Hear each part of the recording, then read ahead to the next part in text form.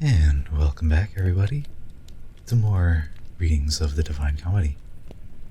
Currently on Canto 12 of Inferno. Please keep your hands and feet inside of the vehicle at all times.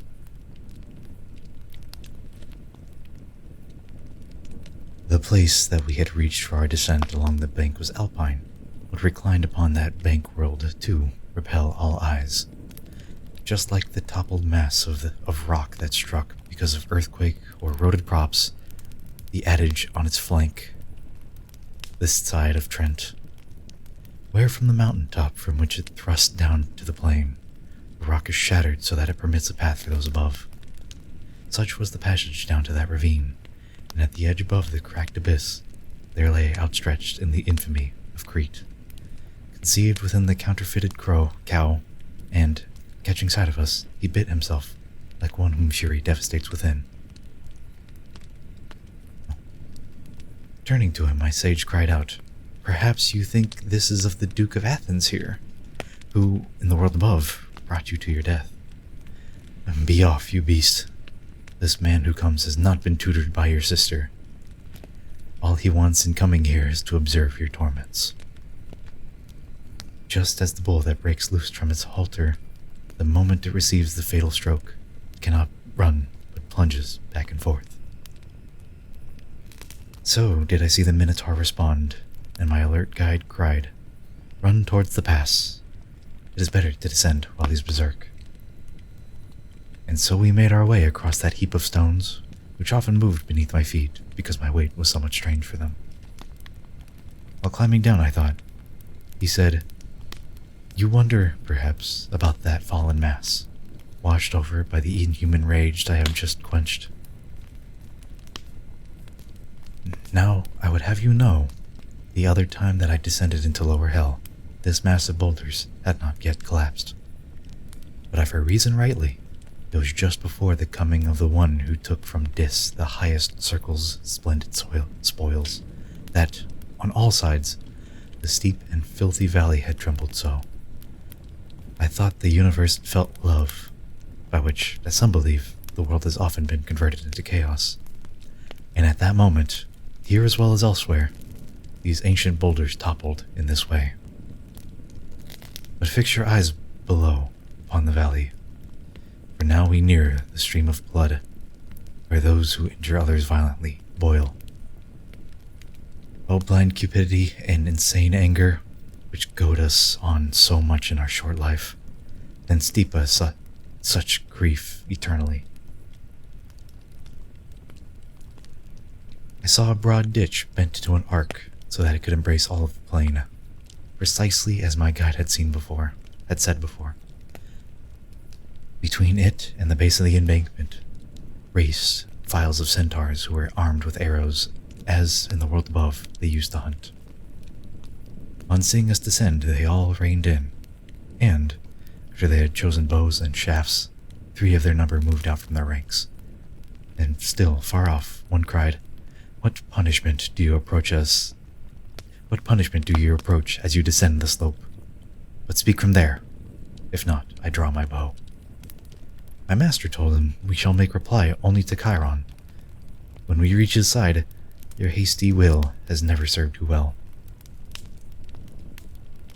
Then he nudged me and said, "That one is Nessus, who died because of lovely Deianira, and of himself wrought vengeance for himself."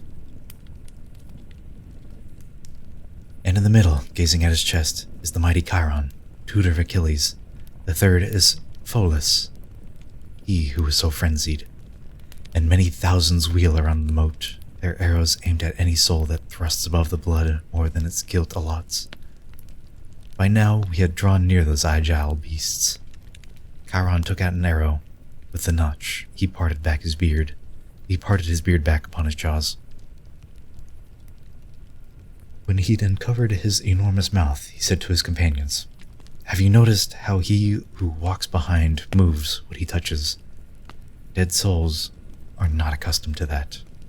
And my good guide, now near the centaur's chest, the place where his 2 natures met, replied, He is indeed alive, and so alone. It falls to me to show him the dark valley. Necessity has brought him here, not pleasure. For she who gave me this new task was one who had just come from singing Hallelujah. He is no robber, I am not a thief.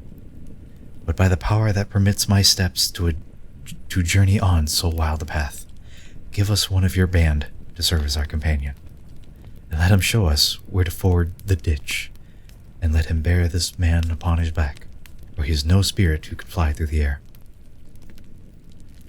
Then Chiron wheeled about, and he said to Nessus, "Then return and be their guide. If other troops disturb you, fend them off."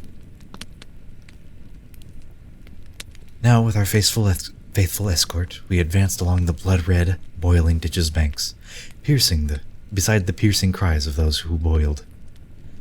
I saw some who were sunk up to their brows, and that huge centaur said, "These are the tyrants who plunge their hands in blood and plundering.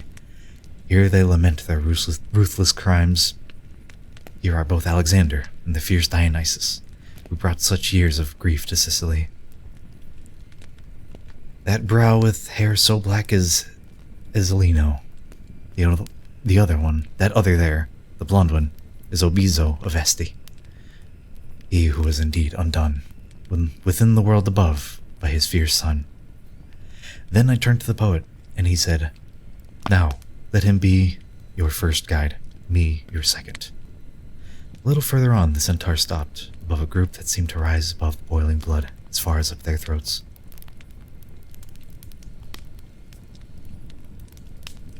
He pointed out one shade, alone, apart, and said, "Within God's bosom, he impaled the heart that still drips blood upon the Thames."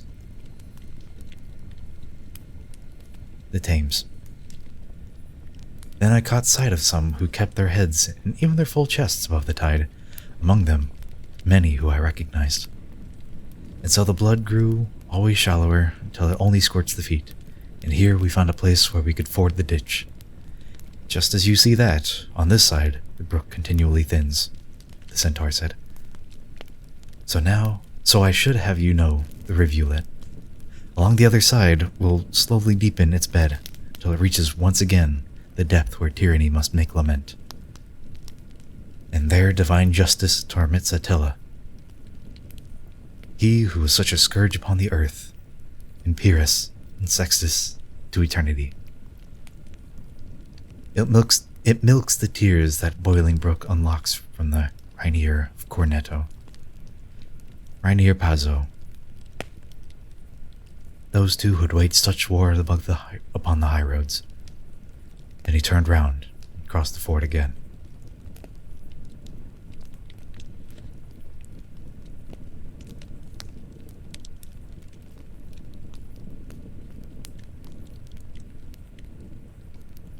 Canto 13. Inferno.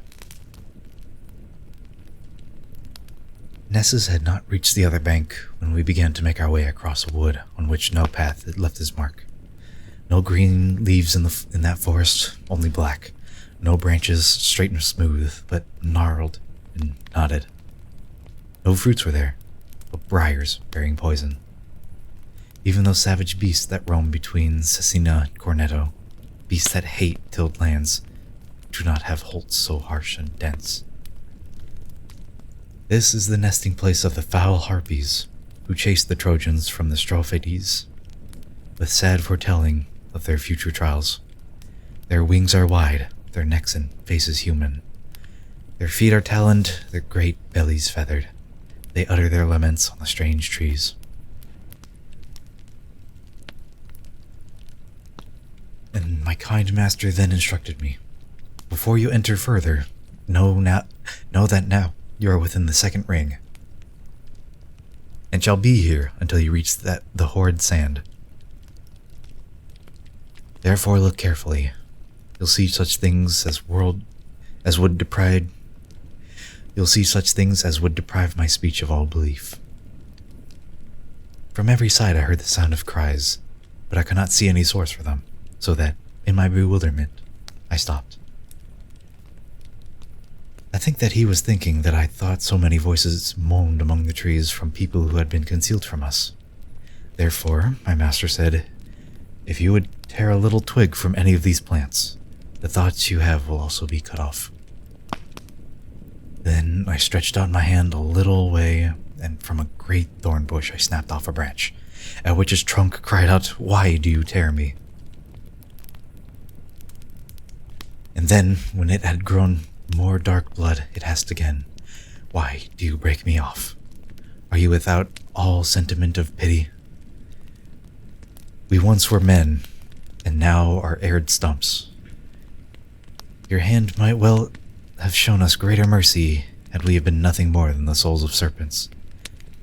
As from a sapling log that catches fire along one of its ends, while the other it drips and hisses with escaping vapor, so from that broken stump issued together both words and blood.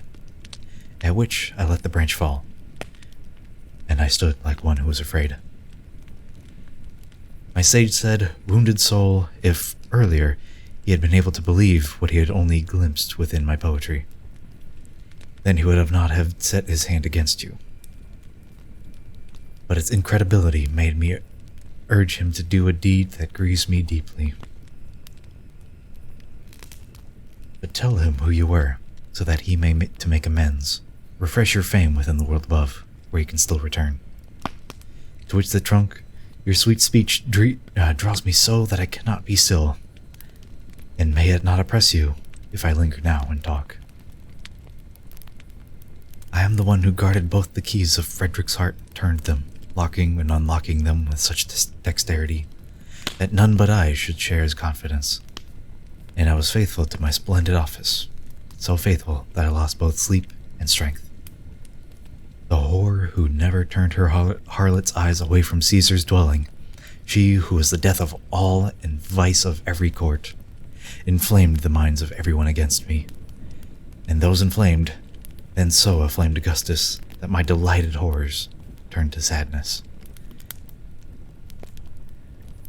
My mind, because of its disdainful temper, believing it could flee disdain through death, made me unjust against my own just self. I swear to you by these particular roots of this thorn bush, I never broke my faith with him who was so worthy, with my lord.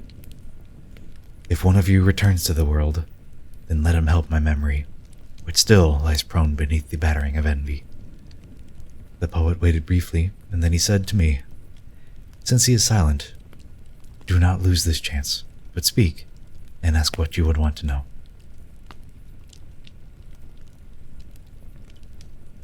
And do you continue? Ask of him whatever you believe I should request. I cannot. So much pity takes my heart. Then he began again, imprisoned spirit, so may this man do freely what you ask. May it please you to tell us something more of how the soul is bound to these knots, and tell us, if you can, if anyone can ever find his freedom from these limbs. At this, the trunk breathed violently. Then that the wind became this voice. You shall be answered promptly. When the savage spirit quits the body from which it has torn himself, then Minos sends it to the seventh maw. It falls into the wood, and there's no place to which it is allotted.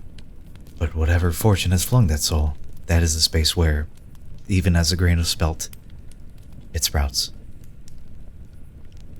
It rises as a sapling, a wild plant, and then the harpies, feeding on its leaves, cause pain, and for that pain provide a vent. Like other souls, we shall seek out the flesh that we have left, but none of us shall wear it. It is not right for any man to have what he has himself cast aside. We'll drag our bodies here, they'll hang in this sad wood, each on the stump of its vindictive shade. And we were still intent upon the trunk, believing it had wanted to say more, when we were overtaken by a roar. Just as the hunter is aware of chase and boar as they draw near his post, he hears the beasts and then the branches as they crack. And there upon the left were two who, scratched and naked, fled so violently that they tore away each forest bow they passed. The one in the front, now come, Death, quickly come. The other shade, who thought himself too slow, was shouting after him. Lano, your legs were not so nimble at the jousts of Topo. And then, perhaps he had lost his breath, he fell into one tangle with a bush. Behind these two, black bitches filled the wood, and they were just as eager and swift as greyhounds that have been let off their leash. They set their teeth in him where he had crouched, and piece by piece, those dogs dismembered him and carried off his miserable limbs. Then he, who was my escort, took my hand and led me to the lacerated thorn that wept in vain, where it was bleeding, broken. Oh, Jacopo, it said, de Santo Andrea, what have you gained by using me as a screen? Am I to blame for your indecent life? When my good master stood beside that bush, he said, Who were you, who through many wounds must breathe with your blood, your melancholy words? And he to us, O spirits who have come to witness the outrageous laceration that leaves so many of my branches torn, collect them at the foot of this sad thorn. My home was in the city whose first patron gave way to John the Baptist. For this reason, he'll always use his art to make it sorrow. And if, along the crossing of the Arno, some effigy of Mars had not remained, those citizens who afterward rebuilt their city on the ashes that Attila had left to them would have travailed in vain. I made of my own house my gallows place.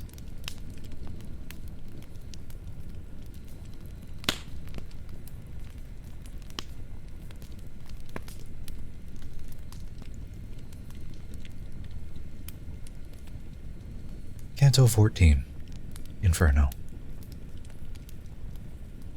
The love of our native city overcame me. I gathered up the scattered bows and gave them back to him whose voice was spent already. From there we reached the boundary that divides the second from the third ring, and the site of a dread work that justice had devised. To make these strange things clear, I must explain that we had come upon an open plain that banishes all green things from its bed. The wood of sorrow is a garland round it, just as that wood is ringed by a sad channel. Just as that wood is ringed by a sad channel, here, at the very edge, we stayed our steps. The ground was made of sand, dry and compact, a sand not different in kind from that on which the fleet of Cato had once tramped.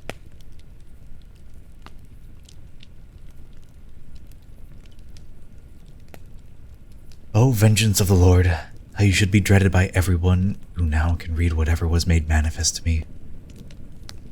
I saw so many flocks of naked souls, all weeping miserably, and it seemed that they were ruled by different decrees. Some lay upon the ground, flat on their backs, some huddled in a crouch, and there they sat, and others moved about incessantly. The largest group were those who walked about, the smallest, those supine in punishment. But these had looser tongues to tell their torment. Above that plain of sand, distended flakes of fire showered down. Their fall was slow as snow descends on the Alps when no wind blows. Just as the flames that Alexander saw in India's heart zones, when fires fell intact to the ground on his battalions, for which, wisely, he had his soldiers tramp the soil to see that every fire was spent before new flames were added to the old. So did the never-ending heat descend. With this, the sand was kindled just as tinder on meeting flint will flame, doubling the pain. The dance of wretched hands was never done. Now here, now there, they tried to beat aside the fresh flames as they fell, and I began to speak. My master, you who can defeat all things except for those tenacious demons who tried to block us at the entryway, who is that giant there? Who does not seem to heed the singeing? He who lies and scorns and scowls, him whom the rains can't seem to soften. And he himself, on noticing that I was querying my guide about him, cried, That which I was in life, I am in death. Though Jove wear out the smith from whom he took in wrath, the keen-edged thunderbolt in which on my last day I was to be transfixed, or if he tired the others one by one. In Mangibello, at the sooty forge while bellowing, "Oh, help, good Vulcan, help!" Just as he did when there was war at Phlegra, and cast his shaft at me with all his force. Not even then would he have happy vengeance. Then my guide did speak with such vehemence, as I had never heard him use before. "O Capaneus, for your arrogance that is not quenched, you're punished all the more. No torture other than your own madness could offer pain enough to match your wrath." But then with a gentler face he turned to me and said, "That man was one of the 7 kings besieging Thebes. He held, and still, it seems, holds, God in great disdain. Despising him. But as I told him now, his maledictions sit well as ornaments upon his chest. Now follow me, and take care. Do not set your feet upon the sand that's burning hot, but always keep them back, close to the forest." In silence we had reached a place where flowed a slender watercourse out of the wood, a stream whose redness made me shudder still. As from the Bulicame pours a brook whose waters then are shared by prostitutes, so did the stream run down across the sand. Its bed and both its banks were made of stone, together with the slopes along its shores, so that I saw our passageway lay there. Among all other things that I have shown you since we have first made our way across the gate whose threshold is forbidden to no one, no thing has yet been witnessed by your eyes as noticeable as this red rivulet, which quenches every name that burns above it.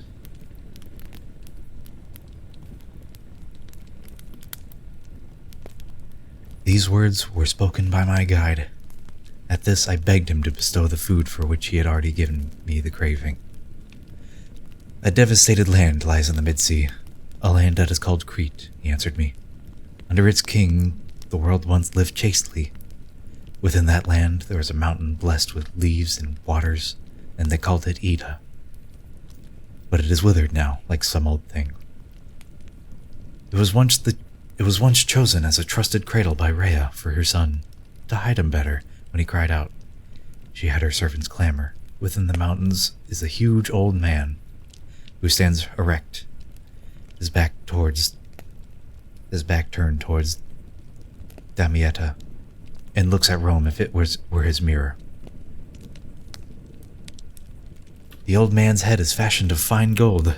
The purest silver forms his arm and chest, but he is made of brass down to the cleft. Below that point he is of choicest iron, except for his right foot, made of baked clay, and he rests more on this than on the left. Each part of him, except the gold, is cracked, and down that fissure there are tears that dripped, and when gathered, they pierce through the cavern's floor. And, crossing rocks into the valley, form the Acheron and the Styx and the Phlegathon, and then they make their way down this tight channel. And at the point past which there's no descent, they formed Coctus. Since you are to see what that pool is, I'll not describe it here. And I asked him, but if the rivulet must follow such a course down from our world, why can we see it only as this boundary? And he said to me, "You know, this place is round, and through that way you have come is long, and always toward the left and towards the bottom. You have still not completed all the circle, so that if something new appears to us, it need not bring such wonder to your face." And I again, "Master, where's Phlegathon? Where's Lethe?" "Lethe? You omit the second and say this rain of tears has formed the first." "I'm pleased indeed," he said, "with all your questions, yet one of them might well have found its answer already when you saw the red steam boiling. You shall see Lethe but past this abyss, there where spirits go to cleanse themselves when their repented guilt is set aside. Then he declared, "The time has come to quit this wood. See that you follow close behind me. These margins form a path that does not scorch, and all over them, all flaming vapor is quenched."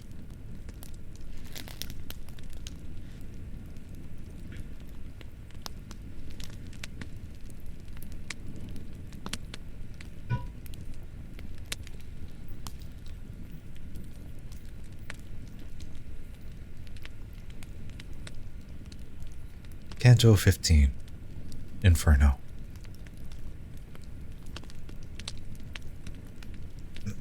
Excuse me.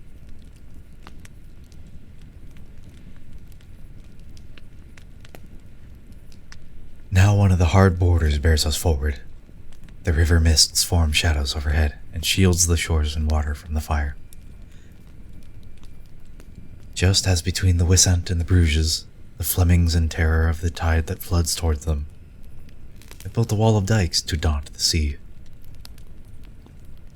And as the Paduans along the Brenta build bulwarks to defend against their towns and castles before the Daldeg falls on Carantana, just so were these embankments. Even though they were not built so high and not so broad, whoever was the artisan who made them. By now we were so distant from the wood that I should not have made it out where it was, not even if I turned around to look. When we came upon a company of spirits who made their way along the bank, and each stared steadily at us, as in the dusk beneath the new moon, men look at each other. They knit their brows and squinted at us, just as an old tailor at his needle's eye.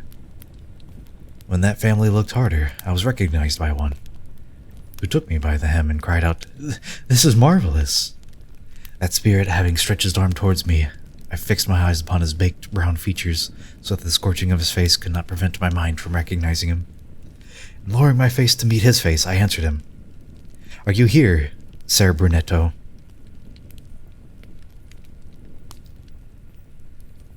And he, "My son, do not mind if Brunetto Latino lingers for a while with you. Let's the file he's with pass on ahead. And let the file he's with pass on ahead." I said, "With all my strength, I pray you, stay. And if you have me rest a while with you, I shall, if that please with him with whom I'm go."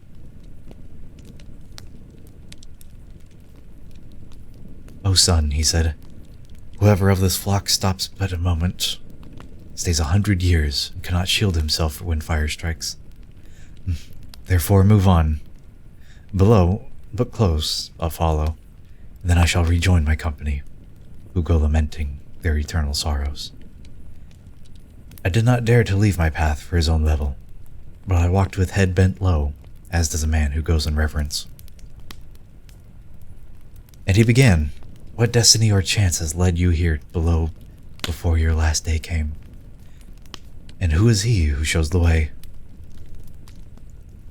"There, in the sunlit life above," I answered. "Before my years were full, I went astray within a valley. Only yesterday at dawn I turned my back upon it. But when I was newly lost, he here appeared, to guide me home again along this path. And he to me, if you pursue your star, you cannot fail to reach a splendid harbor, if in fair life I judged you properly. And if I had not died too soon for this, on seeing heaven was so kind to you, I should have helped sustain you in your work. But that malicious, that ungrateful people come down, in ancient times, from Fiesole, still keeping something of that rock and mountain for your good deeds, will be your enemy. And there is cause among the sour sorbs, that sweet fig is not meant to bear its fruit. The world has long since called them blind. People presumptuous, avaricious, envious. Be sure to cleanse yourself of their foul ways. Your fortune holds in store such honor for you. One party, the other will be hungry for you. But keep the grass far from the goat. For let the beasts of the Fiesole find forage among themselves, and leave the plant alone. If still among their dung, it rises up. In which there lives again the sacred seed of those few Romans who remained in Florence, when such a nest of wickedness was built. If my desire were answered totally, I said to Sir Brunetto, I'd still be among, not banished from, humanity.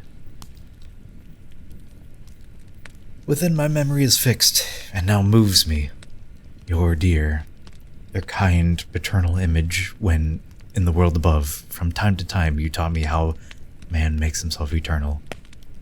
And while I live, my gratitude for that must always be apparent in my words. What you have told me of my course I write, to keep it with another text, for comment by one who will understand, if I may reach her. One thing alone I'd have you plainly see. So long as I am not rebuked by conscience, I stand prepared for fortune, come what may. My ears find no new pledge in that prediction, therefore, let fortune turn her wheel as she may please, and let the peasant turn his mattock. At this my master turns his head around and towards the right. He looked at me and said, He who takes note of this has listened well, but nonetheless, my talk with Sir Brunetto continues, and I ask of him who are his comrades of repute and excellence. And he says to me, to know of some is good, but for the rest, silence is to be praised. The time we have is short for so much talk. In brief, know that my company has clerics and men of letters and of fame, and all were stained by the same sin upon the earth. That story holds the Priscian and the Francesco de Accorso, and among them you can see, you have such longing for such scurf. The one the servant of his servant sends from the Arno that the Bacillion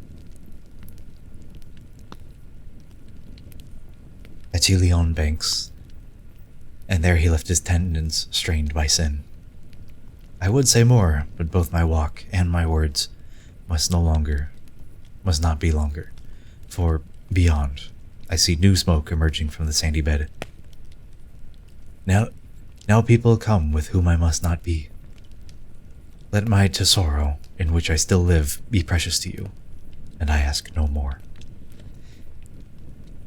And then he turned and seemed like one of those who race across the fields to win the green cloth at Verona. Of those runners, he appeared to be the winner, not the loser.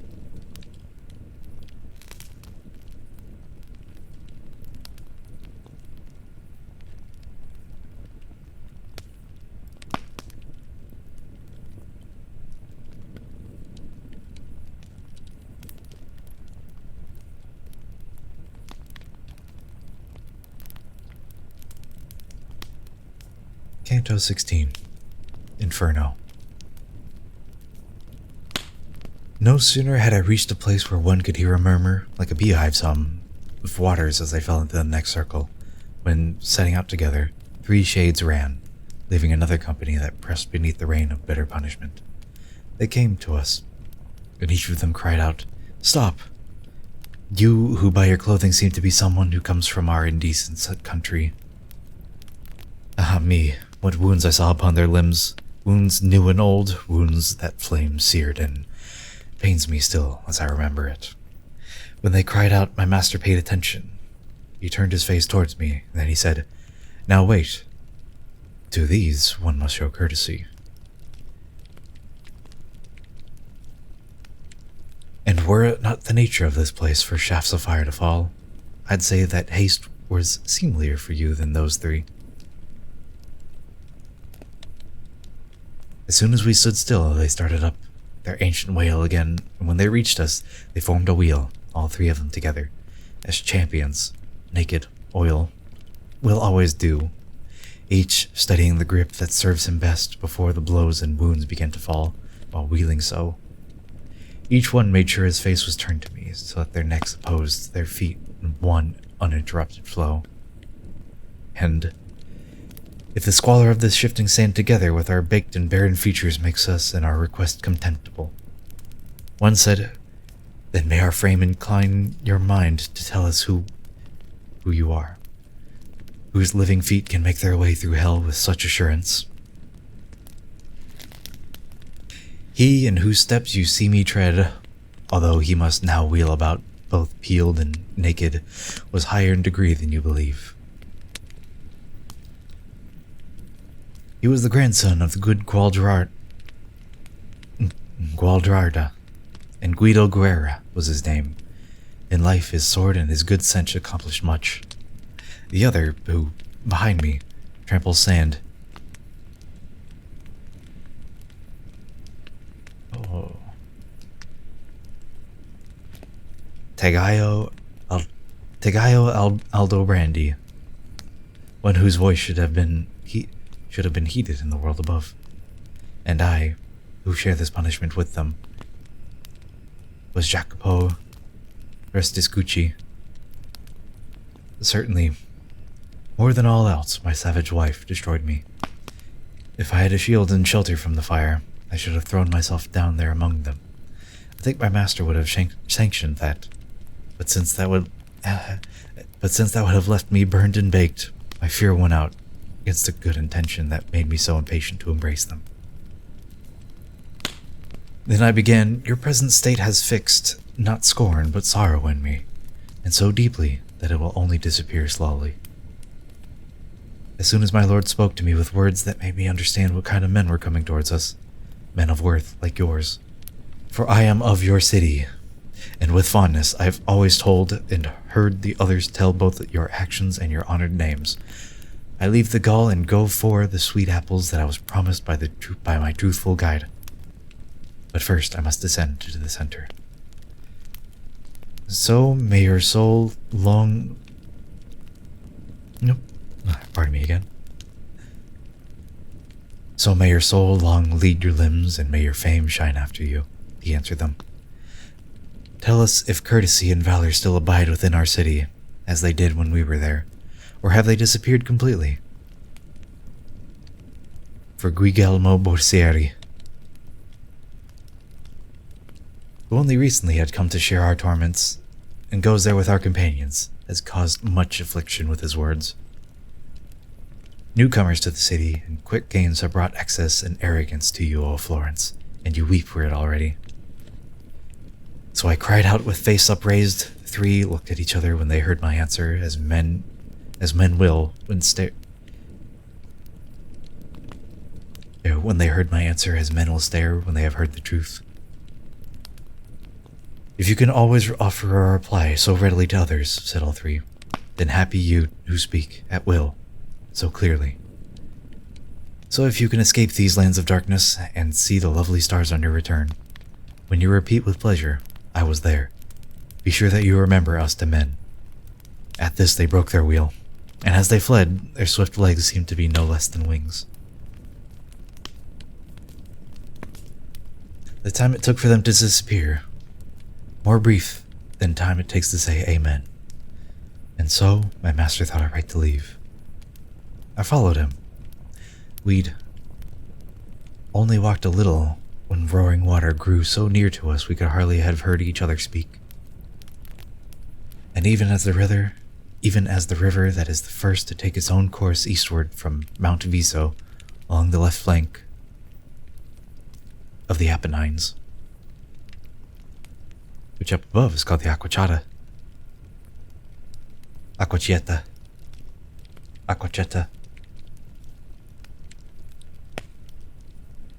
Before it spills into its valley bed and flows without that name beyond Forli, reverberates above San Benedetto de Alpe, as it cascades in one leap, where there is space enough to house 1,000.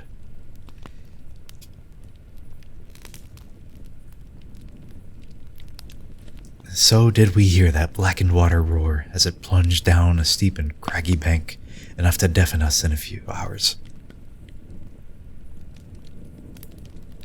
Around my waist I had a cord as a girdle, and with it one I thought I should be able to catch the leopard with the printed hide. And with it once I thought I should be able to catch the leopard leopard with the painted hide. And after I had loosened it completely, just as my guide commanded me to do, I handed it to him, knotted and coiled. At this, he wheeled around upon his right and cast it some distance from the edge, straight down into the depth of the ravine. And surely something strange must here reply, I said within myself. To this strange sign, the sign my master follows with his eye. How much care men ought to exercise with those pertaining intellect, with those whose penetrating intellect can see our thoughts, not just our outer act. He said to me, "Now there will soon emerge what I await, and what your thought has conjured. It soon must be discovered to your sight." Faced with that truth, which seems like a lie, a man should always close his lips as long as he can. To tell it shames him, even though he's blameless. But here I cannot be still, and by the lines of this my comedy, reader, I swear, and may my verse find favor for long years, that through the dense and darkened air I saw a figure swimming, rising up, enough to bring amazement to the firmest heart, like one returning from the waves to where he went down to lose an anchor snagged upon a reef, or something else hid in the sea, who stretches upward and draws on his feet.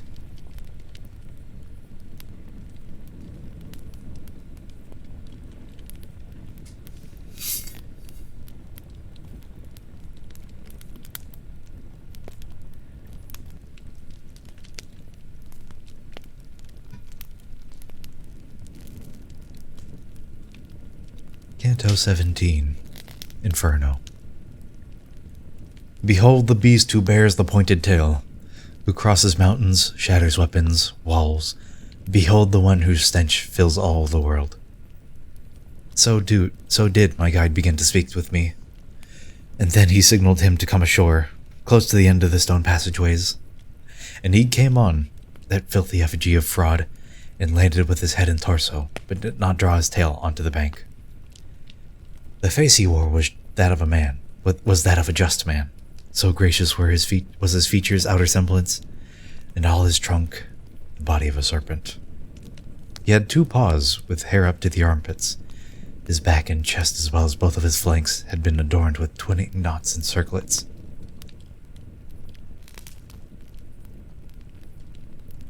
No Turks or Tartars ever fashioned fabrics more colorful in background and relief, nor had Arachne ever loomed such webs. As boats will sometimes lie along the shore, with part of them on land and part of them in water, and just as there, among the guzzling Germans, the beaver sets himself when he means war. So that squalid beast lie on the margin of stone that serves as border for the sand. And all his tail was quivering in the void, while twisting upward its envenomed fork, which had a tip just like a scorpion's. My guide said, Now we better bend our path a little, till we reach as far as that malicious beast which crouches over there." Thus we descended on the right-hand side, and moved 10 paces on the stony brink, in order to avoid the sand and fire. When we had reached the sprawling beast, I saw, a little farther on, upon the sand, some sinners sitting near the fissured rock. And here my master said to me, "So that you may experience this ring in full, go now and see the state in which they are. But keep your conversation with them brief. Till you return, I'll parley with this beast, to see if he can lend us his strong shoulders." So I went on alone, even farther along the 7th circle outer's margin, to where melancholy people sat. Despondency was bursting from their eyes. This side, then that. Their hands keep fending off at times the flames, at times the burning soil. Not otherwise do dogs in summer, now with muzzle, now with paw when they are bitten by fleas or gnats, or by the sharp gadfly. When I had set my eyes upon the faces of some who that painful fire falls, I recognized no one. But I did notice that from the neck of each purse was hung. It had a special color and an emblem, and their eyes seemed to feast upon those pouches. Looking about, when I had come among them, I saw a yellow purse with azure on it, and the face and manner of a lion. Then, as I let my eyes move further on, I saw another purse that was blood red, and it displayed a goose more white than butter, and one who has an azure, pregnant sow inscribed on it, described as emblem on his white pouch, said to me, "What are you doing in this pit?" "Now you, be off. And since you're alive, remember that my neighbor Vitalanio shall yet sit here on my left-hand side. Among these Florentines, I'm Padawan. Often hear them thunder in my ears, shouting, 'Now let the sovereign cavalier, the one who will bring the purse with 3 goats, come.' At this he slewed his mouth, then he stuck his tongue out like an ox that licks his nose. And I, afraid that any longer stay might anger him, who'd warned me to be brief, made my way back from those exhausted souls. I found my guide, who had already climbed upon the back of that brute animal, and he told me, 'Be strong and daring now, for our descent is by this kind of stairs. You mount in front, I want to be in between, so that the tail cannot do you any harm.' As one who feels the Corten fever near and shivers, with his nails already blue, the sight of shade enough to make him shudder, so I became when I had heard those words. But then I felt a thread of shame, which makes a servant in his kind lord's presence brave.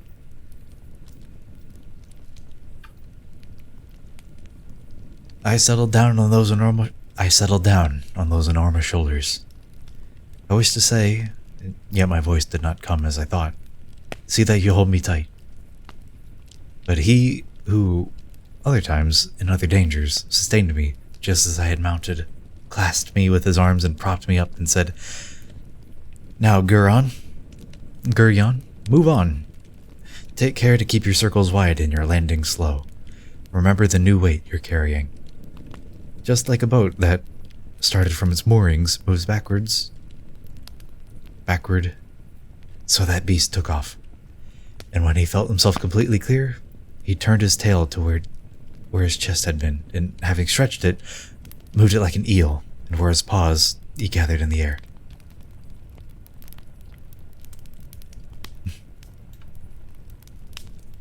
I do not think that there was a greater fear in Phaethon when he let his reins grow free, for which the sky, as one still sees, was scorched. Nor in poor Icarus, when he could feel his sides unwinged because the wax was melting, his father shouting to him, 'That way's wrong!' That when in me, on all sides I saw that I was in the air, and everything had faded from my sight, except the beast. Slowly, swimming, he moves on. He wheels and he descends, but I feel only the wind upon my face and the wind rising. Already on our right I heard the torrent resounding, there beneath us horribly, so that I stretched my neck and looked below. Then I was more afraid of falling off, for I saw fires and I heard laments, at which I tremble, crouching, and hold fast. And now I saw what I missed before, his wheeling and descent, because great torments were drawing closer to us on all sides.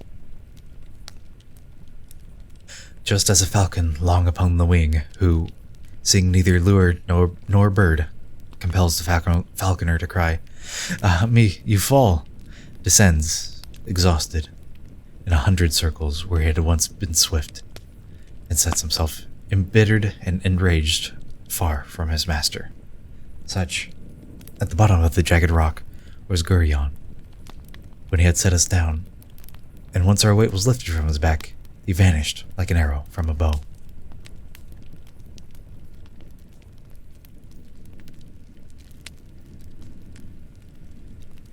I'll be having a brief intermission before Canto 18 while I use the restroom.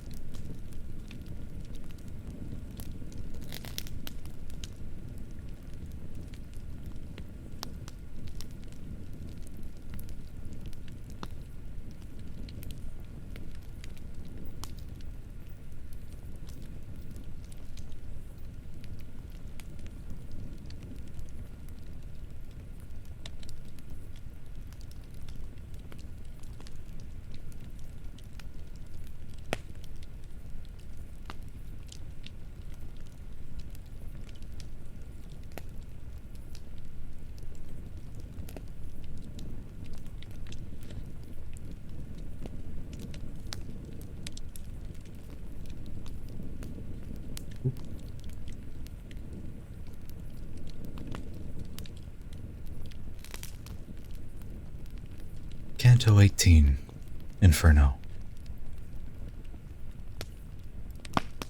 There is a place in hell called Malebolge, made of all stone of the color of crude iron, as is the wall that makes its way around it. Right in the middle of this evil field is an abyss, a broad and yawning pit, whose structure I shall tell in its due place. The belt, then, that extends between the pit and that hard, steep wall's base is circular. Its bottom has been split into 10 valleys. Just as, where moat on moat surrounds a castle in order to keep guard upon the walls, the ground they occupy will form a pattern. So did the valleys here form a design. And as such, fortresses have bridges running right from their thresholds towards the outer bank. So here, across the banks and ditches, ridges ran from the base of that rock wall until the pit that cuts them short and joins them all. This was the place in which we found ourselves when Gurion had put us down. The poet held to the left, and I walked at his back. Upon the right, I saw new misery. I saw new tortures and new torturers, filling most of Malebolge's moats. Along its bottom, naked sinners moved to our side of the middle, facing us. Beyond that, they moved with us, but more quickly, as in the year of Jubilee, the Romans, confronted by great crowds, contrived a plan that let the people pass across the bridge. For one to side when all who had set their eyes upon the castle, heading towards St. Peter's, and to the other, those who faced the mount. Both left and right along the somber rock, I saw horned demons with enormous whips who lashed those spirits cruelly from behind. How their first strokes made their sinners lift their heels.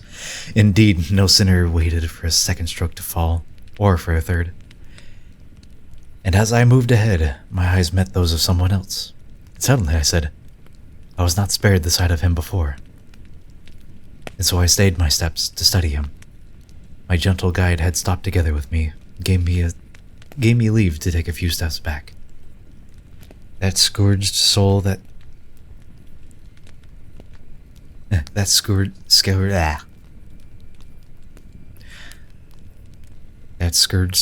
thought he could hide himself from by lowering his face.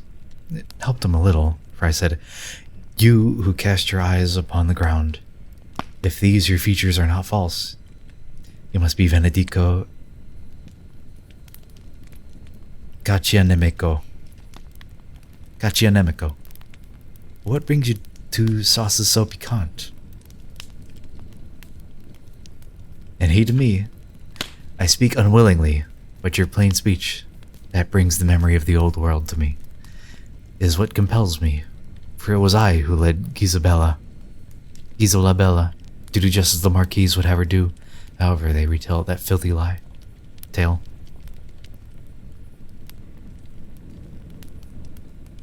I'm not the only Balinese who wapes here. Indeed, this place is so crammed full of us that not so many tongues have learned to say Sipa between the Savannah and the Reno. Savannah. If you want faith and testament of that, just call to mind our avaricious hearts. And as he spoke, a demon cudgeled him with his horsewhip and cried, "Be off, you pimp. There are no women here for you to trick." I joined my escort once again, and then, with but a few steps, we came upon a place where, from the bank, a rocky ridge ran out.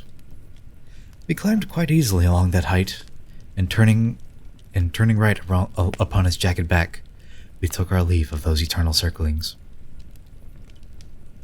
When we had reached the point where that ridge opens below to leave a path When we had reached the point where that ridge opens below to leave a passage for the lashed, my guide said, "Stay, and make sure that the sight of still more ill-born spirits strikes your eyes, for you have not seen their faces, since they have been moving in our own direction." From the old bridge, we looked down at the ranks of those approaching from the other side. They, too, were driven onward by the lash. And my good master, though I had not asked, urged me, "Look at the mighty one who comes and does not seem to shed a tear of pain. How he still keeps the image of a king. That shade is Jason, who, with heart and head, deprived the man of Colchis of their ram. He made a landfall on the Isle of Lemnos, after its women, bold and pitiless, had given all their island males to death. With polished words and love signs he took in Hypsipyle. With polished words and love signs he took in Hypsipyle, the girl whose own deception had earlier deceived the other woman. And he abandoned her, alone and pregnant. Such guilt condemns him to such punishment, and for Medea, too, revenge is taken. With him go those who cheated so. This is enough for you to know of the first valley, and of the souls it clamps within its jaws." We were already where the narrow path reaches and intersects the Sanket bank, and serves as shoulder for another bridge.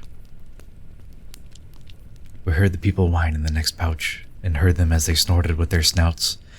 We heard them use their palms to beat themselves, and exhalations rising from below, stuck to the banks, encrusting them with mold, and so waged war against both eyes and nose. The bottom is so deep, we found no spot to see it from, except by climbing up the arch till the bridge's highest point. This was the place we reached. The ditch beneath held people plunged in excrement that seemed as if it had been poured from human privies.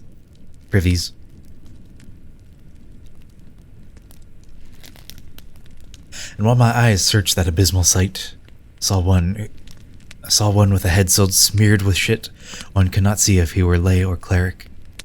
He held, "Why do you stare at me? Why do you stare more greedily at me than at the others who are filthy?" And I, because if I remember right, I have seen you before with your hair dry. And so I eye you more than all. You are less so.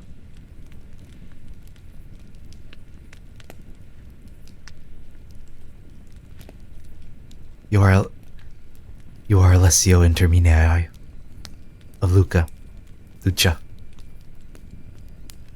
Then he continued, pounding on his pate, "I am plunged here because of flatteries of which my tongue had such sufficiency, at which my guide advised me.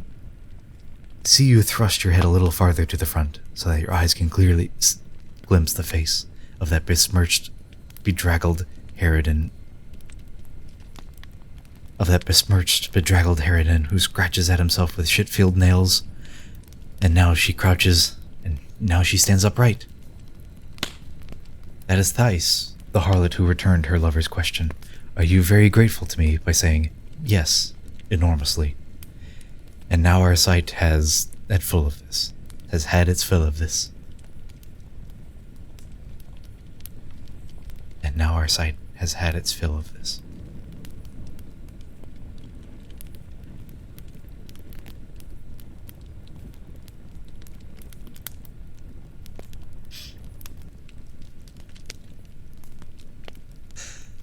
O Simon Magnus, O his sad disciples, rapacious ones who take the things of God that ought to be the brides of righteousness and make them fornicate for gold and silver. The time has come to let the trumpet sound for you. Your place is here in this third pouch. We had already reached the tomb beyond and climbed onto the ridge, where its high point hangs just above the middle of the ditch. O highest wisdom, how much art you show in heaven, earth, and this sad world below. How just your power is when it allots. Along the sides and down along the bottom, I saw that livid rock was perforated. The openings were all one width and round.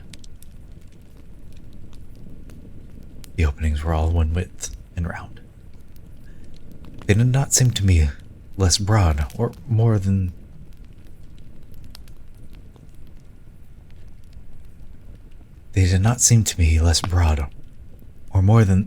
those that in my handsome San Giovanni were made to serve as basins for baptizing. And one of these, not many years ago, I broke for someone who was drowning in it. And let this be my seal to set men straight. Out from the mouth of each hole there emerged a sinner's feet, and so much of his legs up to the thigh, the rest remained within. Both souls of every sinner were on fire. Their joints were writhing with such violence that they would have severed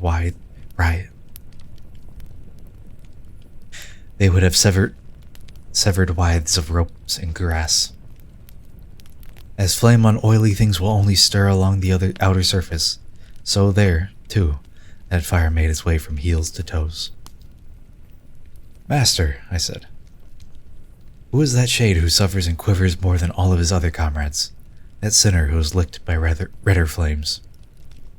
And he said to me, "If you would have me lead you down the steepest of banks, from him you learn about his self and sins."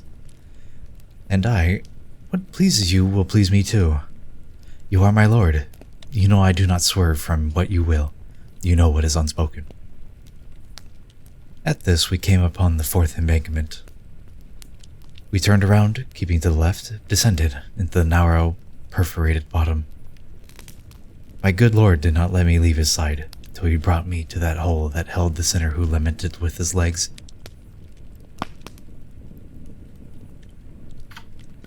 "Whoever you may be, dejected soul, whose head is downward, planted like a pole," my words began, "do speak, if you are able." I stood as does the friar who confesses the foul assassin who, fixed fast, head down, calls back the friar, and so delays his death. And he cried out, "Are you already standing? Already standing there, O Boniface? The book has lied to me by several years. Are you so quickly sated with the riches for which you did not fear to take by guile the lovely lady, then to violate her?" And I became like those who stand as if they had been mocked, who cannot understand what has been said to them and cannot respond. But Virgil said, "Tell this to him at once. I am not he, not whom you think I am." And I replied as I was told to do so. At this the spirit twisted both his feet, and sighing with a despairing voice, he said, "What is it, then, you want of me? If you have crossed the bank and climbed so far to find out who I am, then know that I was one of those who wore the mighty mantle, and surely was a son of the she-bear, so eager to advance the cubs that I pursued wealth above, while here I purse myself. Below my head, there is the place of those who took the way of simony before me. They are stuffed within the clefts of stone.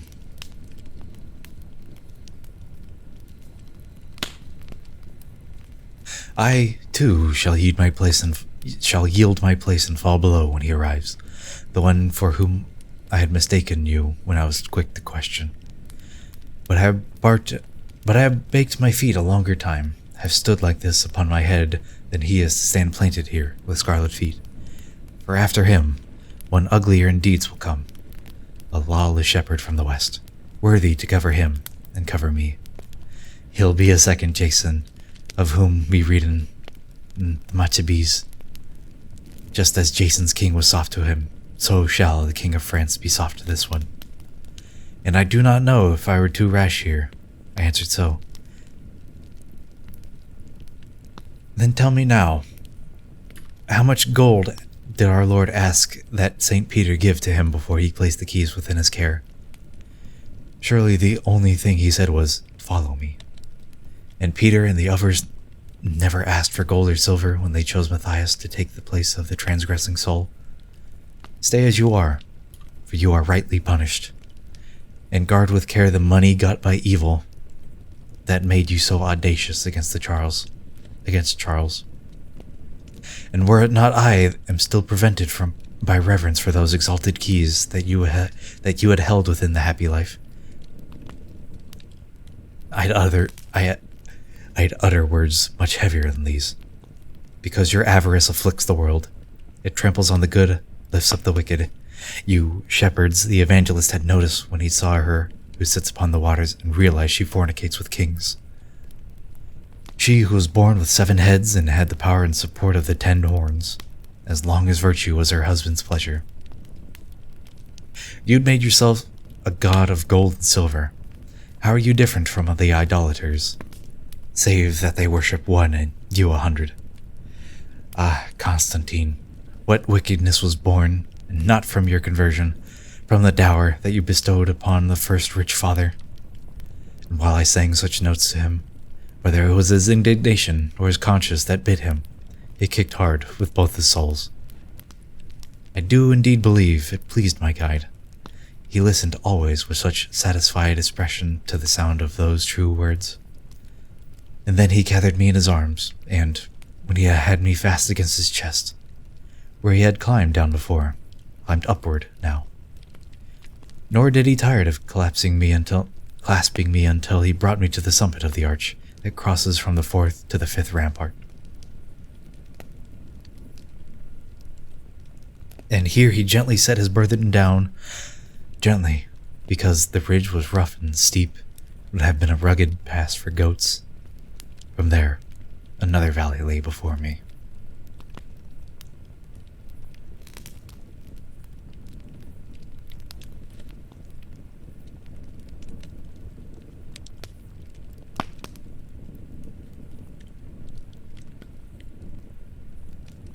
Canto 20, Inferno.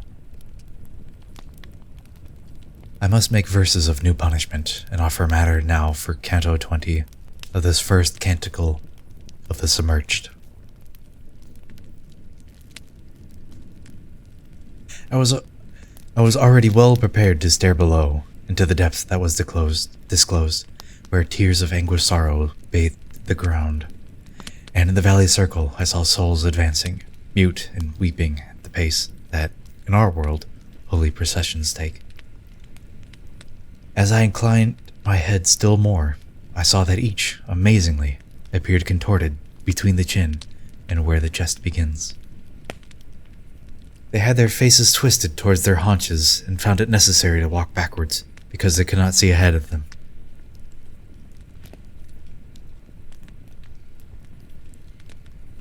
Perhaps the force of palsy had so fully distorted some, but that I've yet to see, and I do not believe that can be.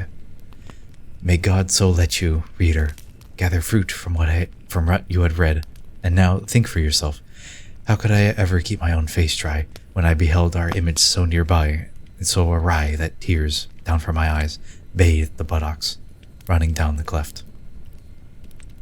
Of course I wept, leaning against a rock along that rugged ridge, so that my guide told me, "Are you as foolish as the rest? Here pity only lives when it is dead. For you who could be more impious than he who links God's judgment to passivity. Lift your head and see the one for whom the earth was opened while the Thebans watched." So that they all cried, "Amphiaraus, where are you rushing? Have you quit the fight?" Nor did he interrupt his downward plunge to Minos, who lay his hands on every sinner.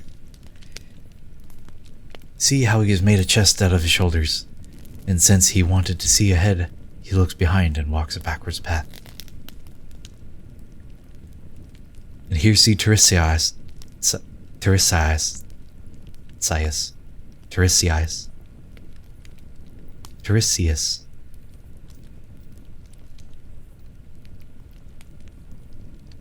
and see Tiresias, who changed his mind from a man he turned into a woman, and so totally transforming all his limbs, that then he had to strike once more upon the 2 entwining serpents with his wand before he had his manly plumes again. And Aruns is the one who backs against the belly of the Tiresias. Aruns who in Lunai's hills, tilled by the Caresi,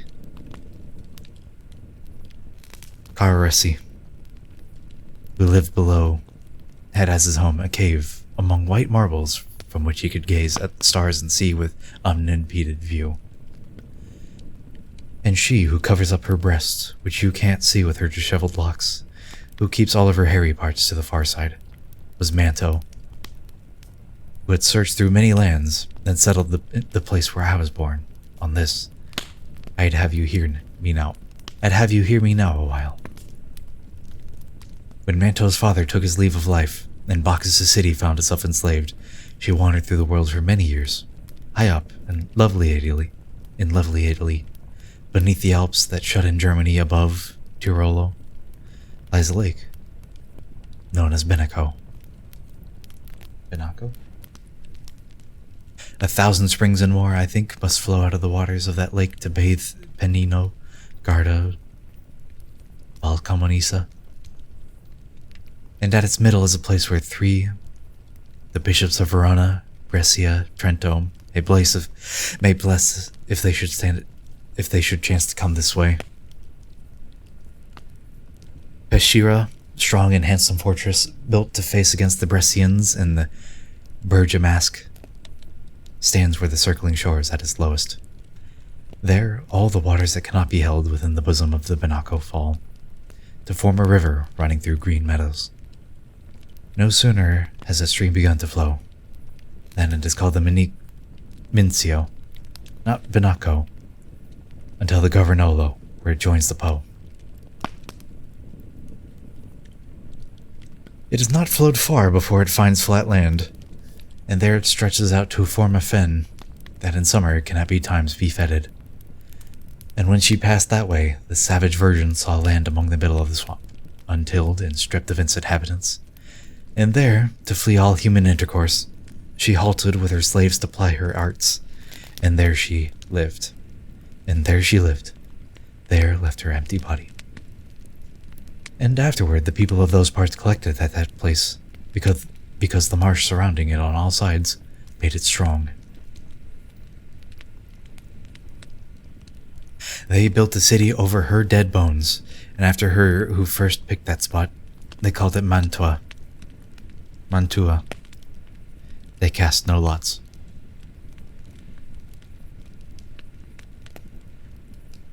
There once were far more people in its walls before the foolishness of Casalati, tricked by the deceit of Pinamonte. Therefore I charge you, if you ever hear a different tale of my town's origin, do not let any falsehood gull the truth. And I, O master, that which you have spoken convinces me, so compels my trust that others' words would only be spent coals. Tell me, if among the passing souls you see some spirits worthy of our notice, because my mind is bent on that alone. Then he said to me, that shade who spreads his beard down from his cheeks across his swarthy shoulders, when Greece had been so emptied of its males, that hardly any cradle held the sun. He was an augur, and at Aulius, he and Calchas set time to cut the cables. His name is Eurypylus. A certain passage of my high tragedy has hung it so. You know that well enough, who know the whole. That other there, his flanks extremely spare, was Michael Scott, a man who certainly knew how the game of magic fraud was played. See there Guido Bonatti. See Asdente, who now would wish he had attended to his cord and leather, but repents too late. See those sad women who had left their needle, shuttle, and spindle to become diviners. They cast their spells with herbs and effigies. Let us go. But let us go. Cain with his thorns already is at the border of both hemispheres, and there, below Seville, touches the sea. Last night the moon was at its full. You should be well aware of this, for there were times when it did you no harm in the deep wood. These were his words to me. Meanwhile, we journeyed.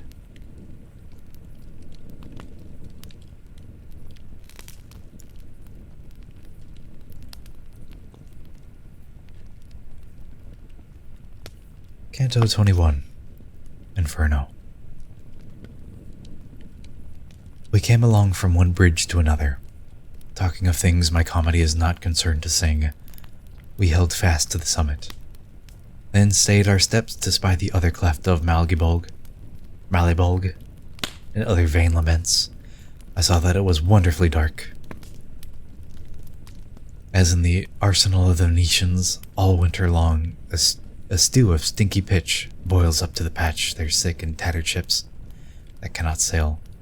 Instead of voyaging, some built new keels, some tow and tar the ribs of hulls worn out by too much journeying. Some hammer at the prow, some at the stern, some make oars, some braid ropes and cords. One mends the jib, the another the mainsail. So, not by fire, but by the art of God below, there boiled a thick and tarry mass that covered all the banks with clamminess. I saw it, but I could not see within it. No thing was visible but boiling bubbles, the swelling of the pitch, and then it settled. And while I watched below attentively, my guide called out to me, "Take care! Take care!" And then from where I stood, he drew me near. I turned around as one who is impatient to see what he should shun but is dashed down beneath the terror he has undergone. Who does not stop his flight and yet would look? And then in back of us I saw a black demon as he came racing up the crags. He was surely barbarous to see how relentless seemed to me his axe. His wings were open and his feet were lithe across his shoulder, which was sharp and high. He had slung a sinner upward from the thighs in front. The demon gripped him by the ankles. Then, from our bridge, he called, "Oh, Malin Branch, I've got an elder of St. Zita for you. Shove this one under. I'll go back for more. His city is well furnished with such stories. There, everyone's a grafter but Bonturo. And there, for cash, they'll change a no to yes." He threw the sinner down and wheeled along the stony cliff. No mastiff's ever been unleashed with so much haste to chase a thief. The sinner plunged, then surfaced, black with pitch. But now demons from beneath the bridge shouted, the sacred face has no place here. Here we swim differently than in the Circio. If you don't want to feel our grappling hooks, don't try to lift yourself above that ditch. They pricked him with 100 prongs and more, taunted, "Here one dances under cover, so try to grab your scarlet graft below." The demons did the same as any cook who has his urchins force the meat with hooks deep down into the pot, that it not float. Then my good master said to me, "Don't let those demons see that you are here. Take care to crouch behind the cover of a crag. No matter what offense they offer me, don't be afraid.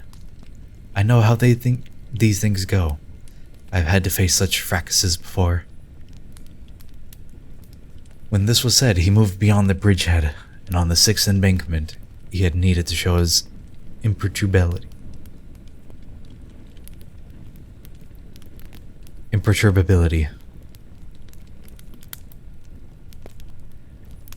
With the same frenzy, with the brouhaha of dogs, when they beset a poor wretch who then stops dead in his tracks as if to beg. So, from beneath the bridge, the demons rushed against my guide with all their prongs, but he called out, "Can't you forget your savagery? Before you try to maul me, just let one of your troops step forward. Hear me out, and then decide if I am to be hugged." At this they held, "Let Malakota go." And one of them moved up, the other stayed. And as he came, he asked, "How can he win?" "Oh, Malakota, do you think I've come?" My master answered him, "Already armed, as you can see, against your obstacles, without the will of God and helpful fate. Let us move on.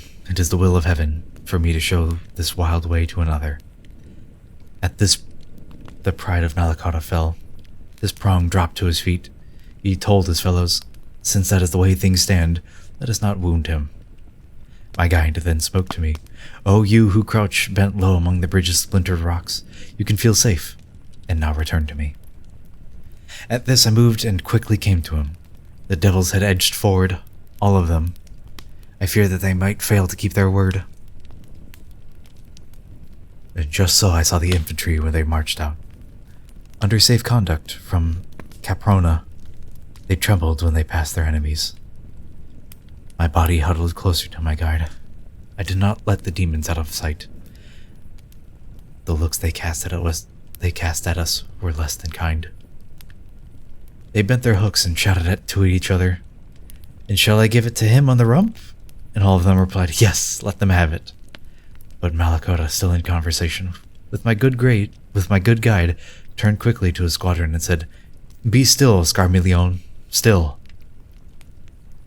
To us, and he said, "There is no use in going much farther on this bridge, because the sixth bridge, at the bottom, there, smashed to bits.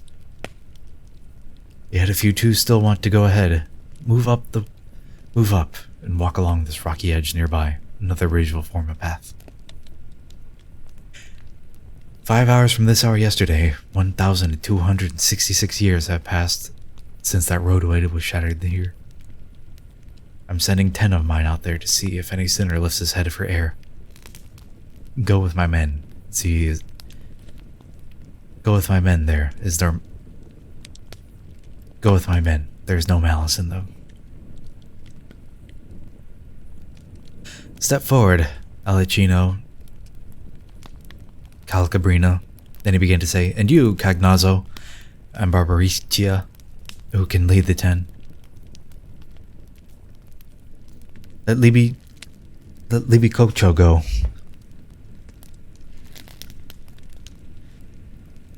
And Dragonasso, and Cirinato, and Graficane, and Farfello, and the Mad Rubicante.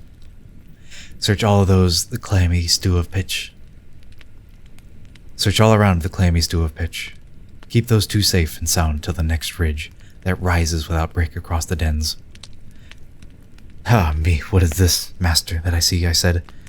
"Can't we do without company? If you know how to go, I want no escort. If you are just as keen as usual, can't you see how those demons grind their teeth? Their brows are menacing. They promise trouble." He said to me, "I do not want you frightened. Just let them gnash away as they may wish. They do it for the wretches boiled in pitch."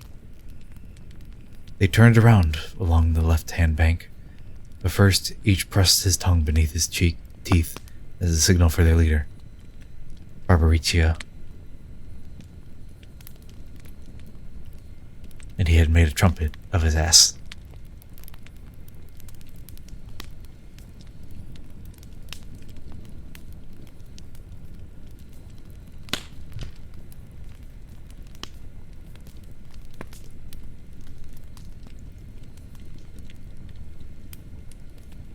Before this, I've seen horsemen start to march and open the assault and muster ranks. Seen them, too, at times beat their retreat.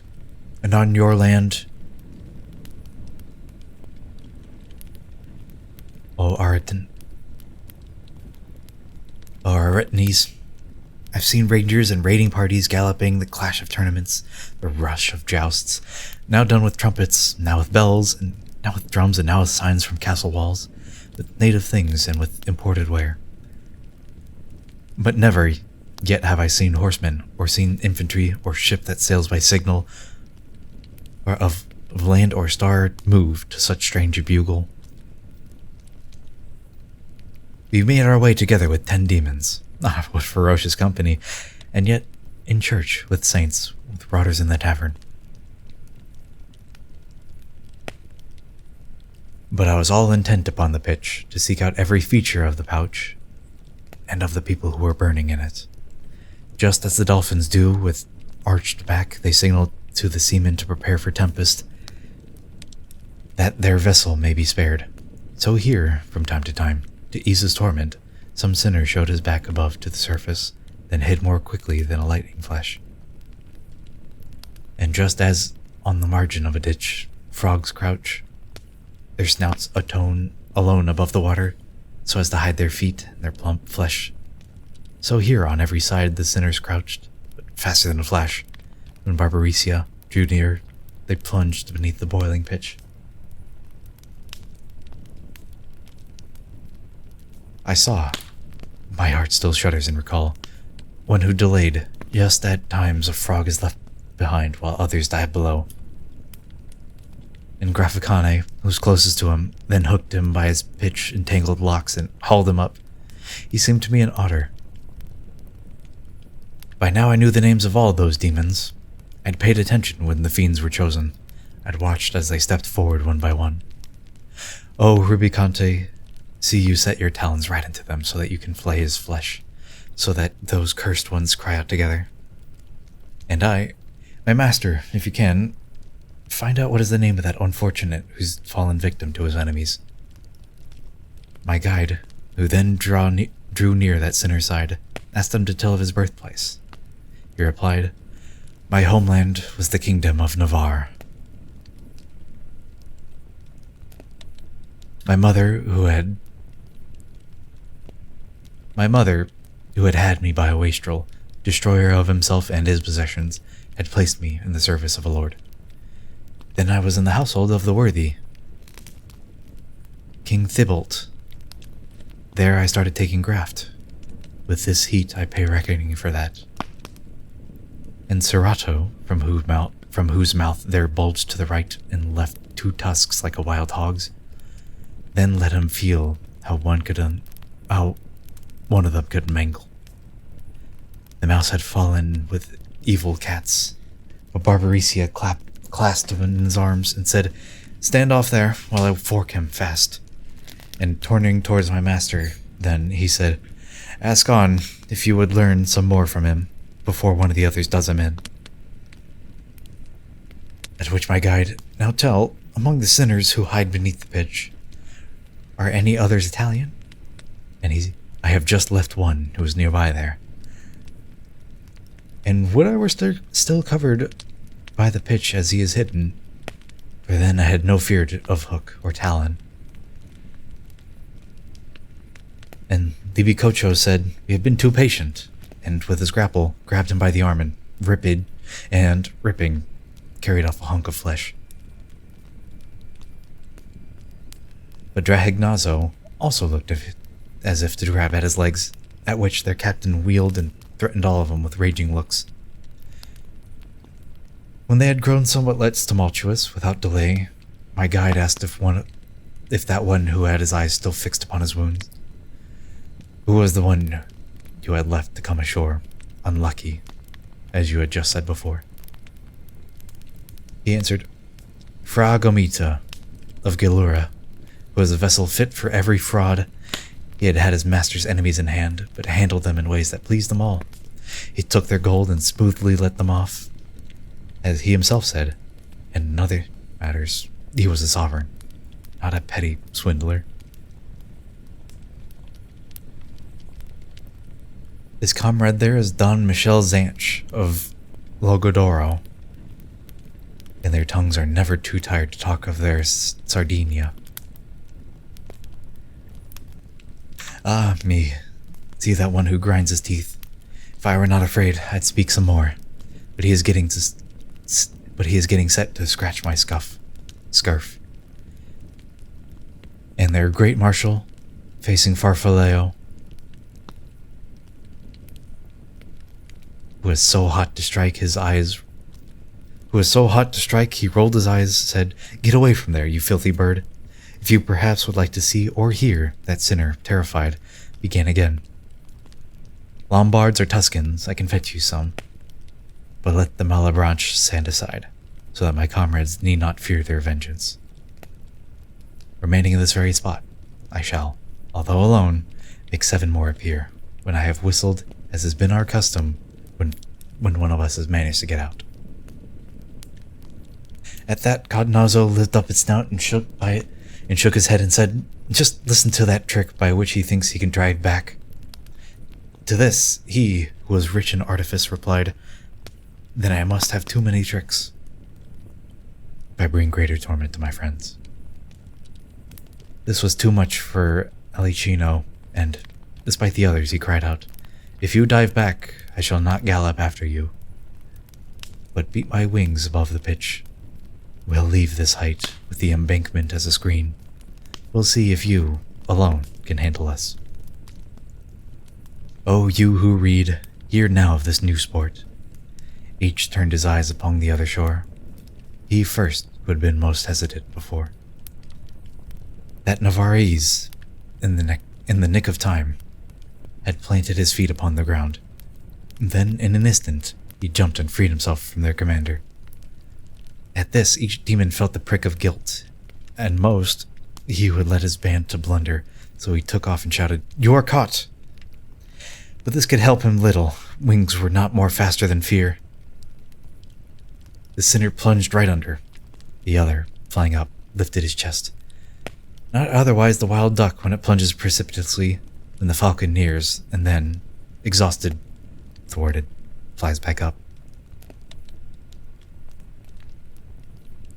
But Calabrina, raging at the trick, flew over Alicino. He was keen to see the sinner free and have a brawl. And once the Navarrese had disappeared, he turned his talons onto the fellow demon and tangled with him just above the ditch. But Alicino clawed him well. He was indeed a full-grown kestrel, and both fell into the middle of the boiling pond.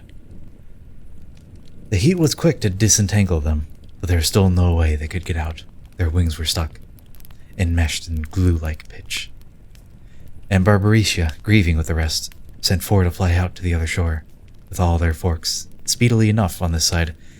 On that they took their posts, and towards those two struck fast. Already crooked, beneath that crust, they stretched their grappling hooks. We left them, still contending with that mess.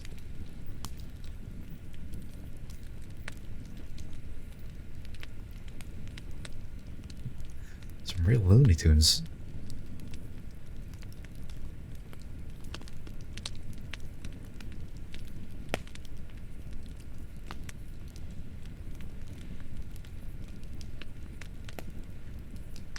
Canto 23, Inferno. Silent, alone, no one escorting us. We made our way. One went before, one after, as friars minor when they walk together.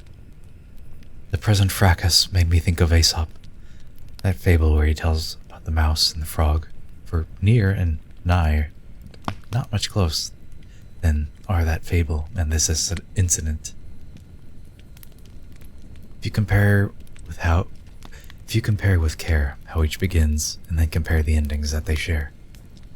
And even as one thought springs from another, so out of that was still another born, which made the fear I felt more redouble.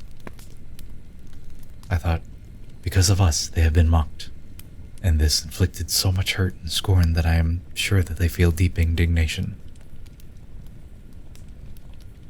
If anger's to be added to their malice, they'll hunt us down with more ferocity than any hound whose teeth have trapped a hare. I could already feel my hair curl up from fear. I looked back attentively while saying, "Master, if you don't conceal yourself in me at once, they terrify me. Those Malebranche, they are after us. So I imagine them.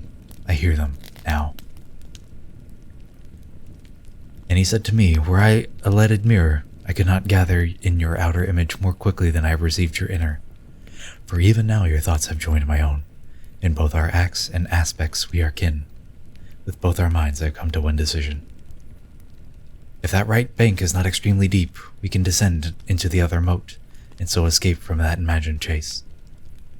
He hardly finished telling me his plan when I saw them approach with outstretched wings, not too far off, and keen on taking us. My guide snatched me up instantly, just as the mother who is wakened by a roar, and catches sight of blazing flames beside her, will lift her son and run without a stop. She cares more for the child than for herself, not pausing to even throw on a shift. And down the hard embankment's edge, his back lay flat along the sloping rock that closes one side of the adjacent moat. He slid.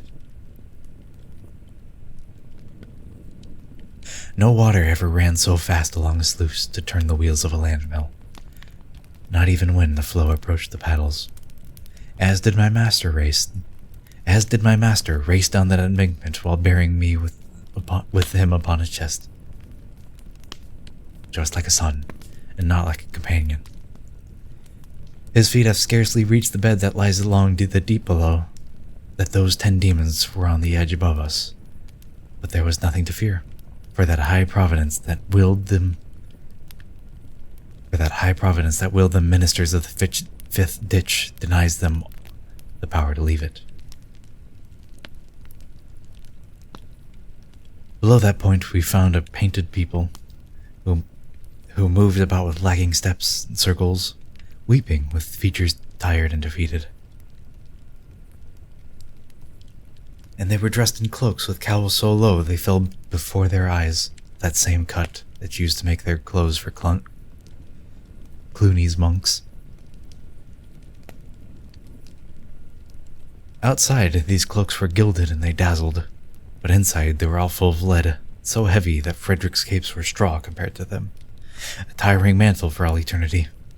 We turned again, as always, to the left, along with them, intent on their sad weeping. But with their weights, that weary people paced so slowly that we found ourselves among new company each time we took a step. At which I told my guide, please try to find someone whose name or deed I recognize, and while we walk, be watchful with your eyes.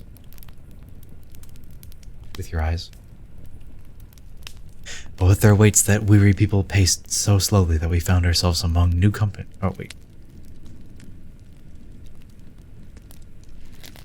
And one who'd taken in my Tuscan speech cried out behind us, "Stay your steps, O you who hurry so along this darkened air. Perhaps you'll have from me that which you seek." At which my guide turned to me, saying, "Wait," and then continue, following his pace. I stopped, and I saw two whose faces showed their minds were keen to be with me. But both their load and the tight path forced them to be slow. When they came up, they looked askance at me a long while. They uttered not a word till they turned to one another, saying, "The throbbing of his throat makes this one seem alive, and if they're dead, what privilege lets them appear without the heavy mantle?" Then they addressed me. "Tuscan, you who come to this assembly of sad hypocrites, do not disdain to tell us who you are." I answered, "Where the lovely Arno flows, there I was born and raised, in the great city. I'm with the body I have always had." "But you, upon whose cheeks I see such tears distilled by grief, and let me know what punishment it is that glitters so." And one of them replied, "The yellow cloak are of a lead so thick, their heaviness makes us, the balances beneath them, creak. We were both the jovial friars and Balinese. My name was Catalano. Lodoringo was his, and we were chosen by your city together for the post that's usually one man's, to keep the peace. And what we were is still to be observed around Gardingo." And they begin, "Oh, friars, your misdeeds," but said no more, because my eyes had caught one crucified by 3 stakes on the ground. When he saw me, that sinner writhed all over. He breathed hard into his beard with sighs, observing that Fra Catalano said to me, "That one impaled there, who you may see, counseled that Pharisees that it was prudent to let one man, and not one nation, suffer. Naked he is seen stretched across the path, as you can see, and he must feel the weight of anyone who passes over him.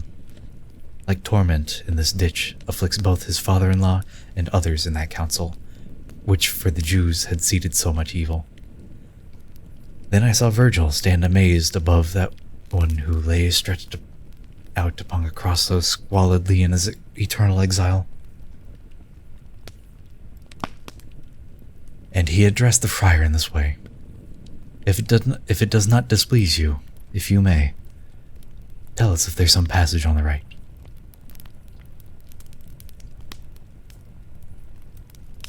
"Tell us if there's some passage on the right that would allow the two of us to leave without having to compel black angels to travel this deep to get us out." He answered, "Closer than you hope. You'll find a rocky ridge that stretches from the great round wall and crosses all the savage valleys, except that here it's broken, not a bridge. But where it runs slope along the bank, heap up at the bottom." You can climb. My leader stood a while with his head bent, then said, "He who hooks sinners over there gave us a false account of this affair." At which the friar in Bologna, I once heard about the devil's many vices. They said that he was a liar and a father of lies. Then my guide moved on with giant strides, somewhat disturbed with anger in his eyes. At this, I left those overburdened spirits, while following the prints of his dear feet.